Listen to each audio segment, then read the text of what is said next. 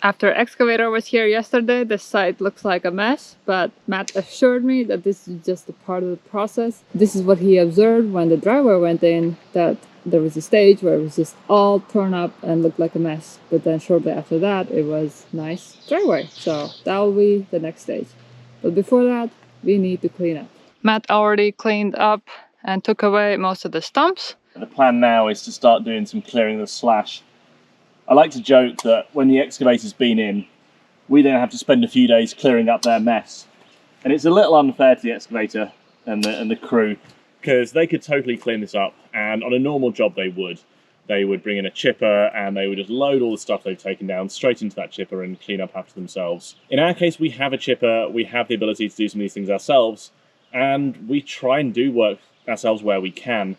So they've helped us to really pile things up neatly, not pack too tight, spread out. I've taken the stumps already. Today's task is now to get some of these logs limbed. So we bucked a 17-foot or so log off the bottom of each tree when it came down, just so that we didn't have massive logs in our slash pile, which is hard enough to deal with anyway. So now we've got these logs. I need to limb off some of the small branches and things that are on there. Diana can then stack those on our giant log pile. And then after that, we'll get the chipper back on the tractor and start working through that slash pile. It looks huge.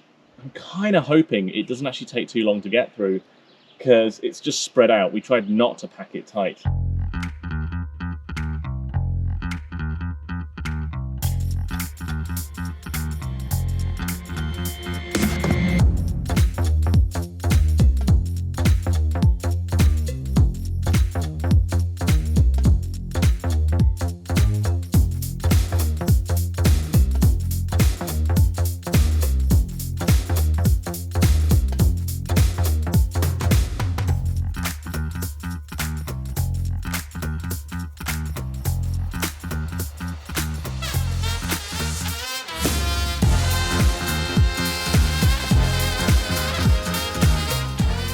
Well, that was a productive session. In about 2 hours, Diana managed to clear all those logs, and we quickly realised there wasn't actually that much limbing for me to do over there.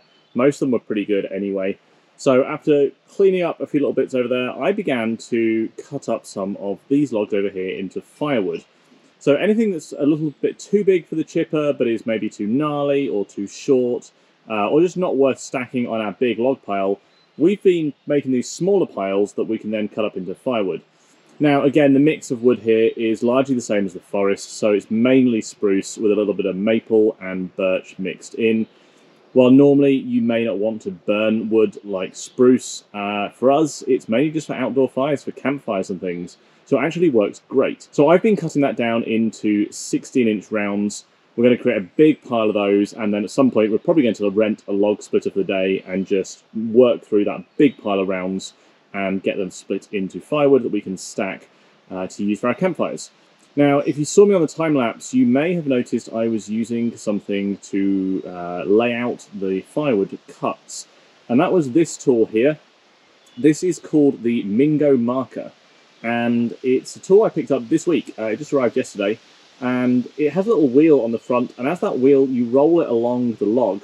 There is a can inside here of just an inverted paint can, a spray paint can of surveying marker paint, which we happen to have anyway. And every 16 inches, it sprays a little dot on the log, and that way you know where to cut it. Previously, I'd been using my own DIY contraption to mark out the logs, just a 16-inch piece of pipe on a magnet on the side of the saw blade, the saw bar, and that way you could just easily tell when you're 16 inches apart. In reality, it was kind of easier, rather than cutting with that on, it was usually easier just to use that to mark out the log, then remove it and go back and cut. But honestly, that's quite a slow way to mark, which is why we decided to buy this. I think it was about 40 bucks, so it wasn't crazy expensive, although it is just a fairly basic plastic tool, so there's not a lot to this. Honestly though, it works really, really well. A lot of the logs that I've been cutting are pretty small. They're not maybe what you would normally be using if you were cutting firewood for yourselves.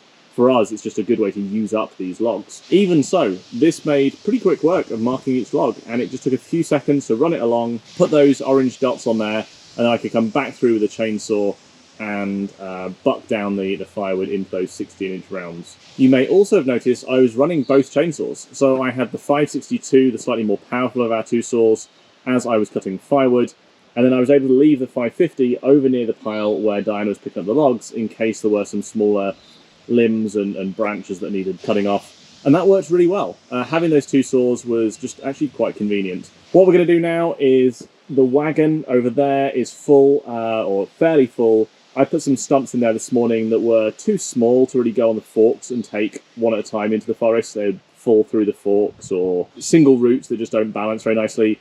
So the wagon has a load of those in right now. We're going to scoop up a few more bits by hand and put that in the wagon, and then use the tractor to take that off into the forest and unload it back there. Then we'll bring it back, and we're going to use the wagon to load up all these firewood rounds and drop them a couple hundred feet down the driveway in the big pile that we're creating. So we cleaned up everything we could for the stumps, and now we'll take them to the forest.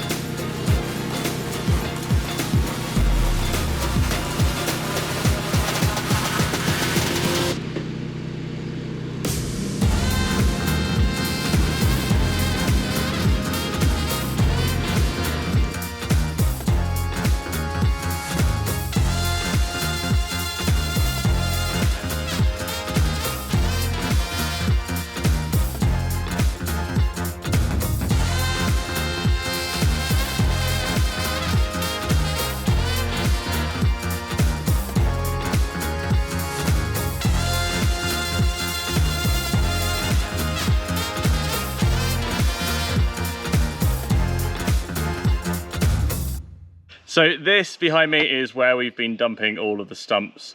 It is not where we originally planned to put them. We originally planned to put them way deeper back in the forest, but getting there was just too slow and too difficult. This pile is huge. You can't really tell how far back it goes, but it's deep back there. I just piled it as deep as I possibly could when I started, knowing that we would need as much space as we could possibly get. I've been piling it up pretty much as tall as I can with the tractor, and that's kind of tricky. The tractor hasn't got that much lift, and the ground here is really uneven. I did have a bit of an accident with the tractor as well, actually twice. Some sticks poked through the front radiator grill. There's a plastic grill on the front of the Kubota tractors. It's kind of like a known weak spot. If you look in the owners groups online, there's a load of people who have found like mods that they've done. They've welded their own things on here. So you can see here where a couple of sticks, first one real small one went through at the bottom here, and then a larger one went through.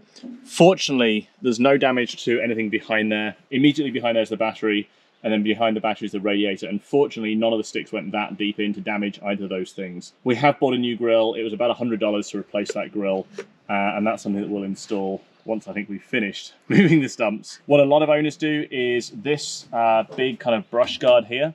They actually put some metal mesh basically in here. I'm really surprised that you can't get an accessory like that from Kubota directly.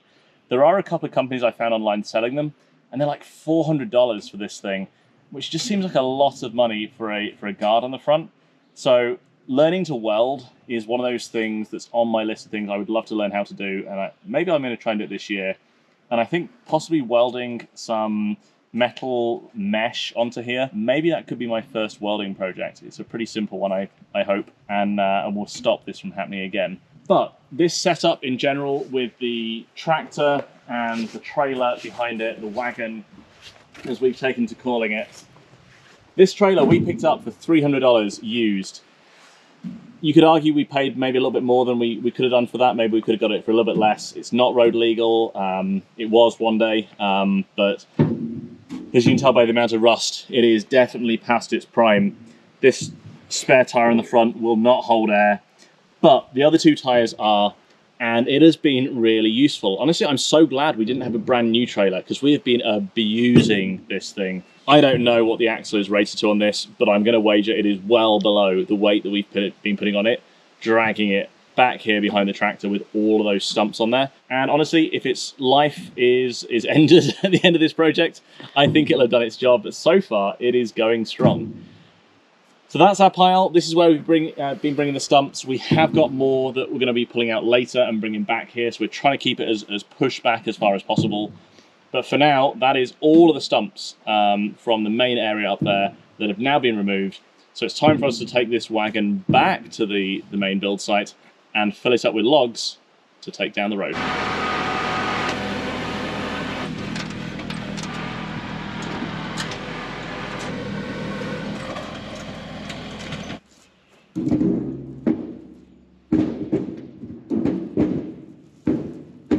It's actually easier to move that lumber or that wood as firewood rounds than move the logs. The log pile here isn't very well stacked. I tried the other day just to scoop up a load of the forks on the tractor, and honestly, it just didn't work very well. The logs just kind of fell apart into one big mess, and I ended up having to put them on the forks by hand. So even though it is moving the material a bit more, throwing individual log rounds into the wagon should be pretty straightforward.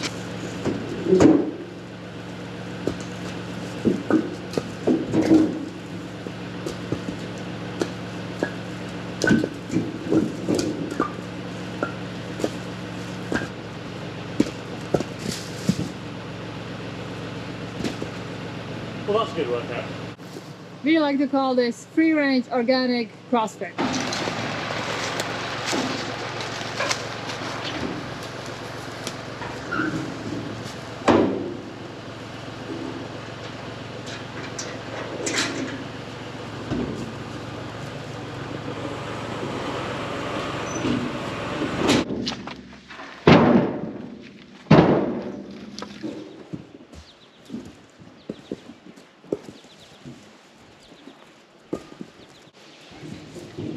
So there we have it.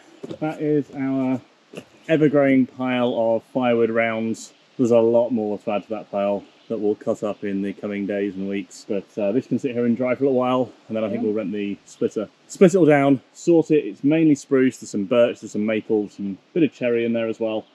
And now we'll have some nice firewood that will start drying.